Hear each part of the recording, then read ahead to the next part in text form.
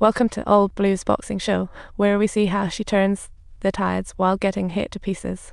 She just needed to stay down to easily win $250, but instead, she laughed as if amused by this boxing party. The opponent seemed tall, but Old Blue closed in to fight. Dubbed Bulldog, she grew more thrilled. She let her opponent strike hard, needing just one chance for a heavy punch. Her counterattack was party-like, stunning her manager. Little did she know that her work made her right hand stronger than iron. Her injured hand could practically break steel. She triumphed over the world's second best, accomplishing something astounding with her once injured right hand. Post-match, she gobbled a stew bowl, heading straight for Buffett like eating. Media swarmed, and Old Blue soared to fame. Back home, she pretended to be down, and her family came to console her. That day, they finally enjoyed a hearty dinner. The next day, Old Blue returned to the dock, feeling like luck was on her side. The lottery just hit her. The lottery called out to her. Turns out he already read about her in the papers and asked, "Why do you keep working?" Old Blue said after getting $250, she paid off debts but had only $5 left. The lottery burst into laughter, said nothing more, and let her get to work, as if mocking her luck. Shortly after, Old Blue's manager set up another match with a hefty prize, but her wife was not thrilled about it. She was seriously afraid of Old Blue getting hurt again and went to Old Joe for a heartfelt chat. When Old Joe opened the door, she was stunned. Old Joe sold nearly everything in her house to support Old. Dressed in a suit, driving a luxury car, she seemed to showcase her prowess to reinstate Old Blue's boxing status. It seemed that all the efforts paid off. Old Joe had Old Blue back in the ring, leaving her wife feeling deeply ashamed. She realized many others, besides herself, were silently sacrificing, including Old Joe's wife cheering him on. The agent approached the club owner to secure more opportunities for Old Blue, and eventually she commenced systematic training, becoming even more determined and full of fighting spirit. Her punches were fierce and powerful, and her ability to take hits reached a whole new level. After all, she couldn't let her family go hungry or suffer again. That was not an option. Like a ring bulldog, she had launched a brutal attack for a KO once given the chance. Relying solely on taking hits is unwise. Tough foes always wait.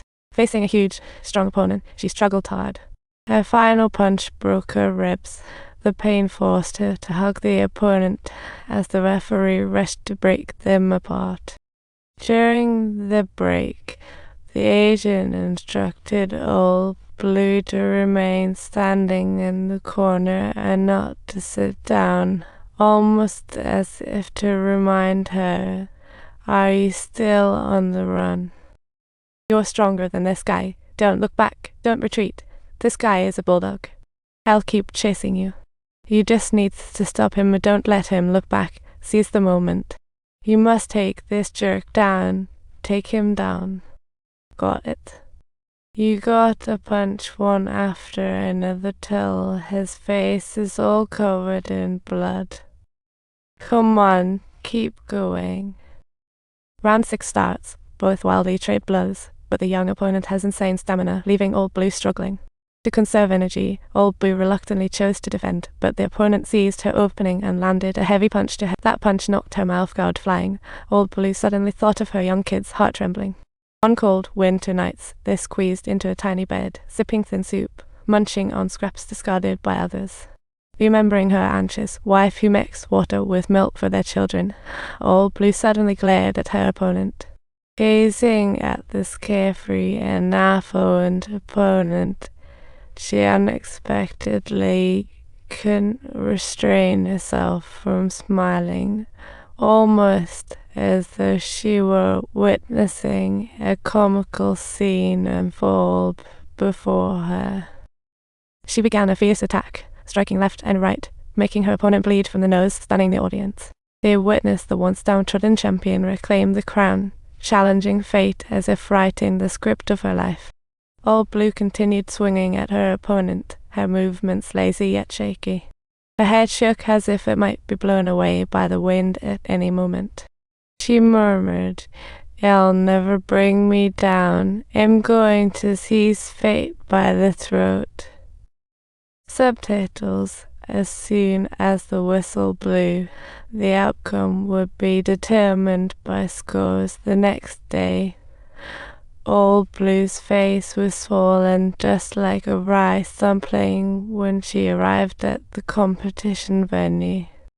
Everyone was looking at her with curiosity, but she wasn't there to receive money. Instead, she came to return it. Amidst the economic depression, Old Blue became a hero for the common folks, but her next opponent was the top-ranked champion, Belle. Belle was notorious for his ferocious punches and had already killed 2 opponents in the ring. People began to worry. The club owner advised Old Blue to give up, but she declared with determination, "I won't back down." The young champion basked in splendor, always flanked by 2 stunning women, exuding unmatched arrogance. Old Blue approached to greet him, but the champion responded with intimidation, trying to shatter her mental barrier. Under the influence of alcohol, Old Blue naturally laughed it off, but her wife felt hurt. Fearing to lose her health for the first time, she exploded in anger, though she was scolding the kids. Her true fury was aimed at Old Blue for entering such a perilous. Don't forget to like and subscribe. See you next time for more boxing legends.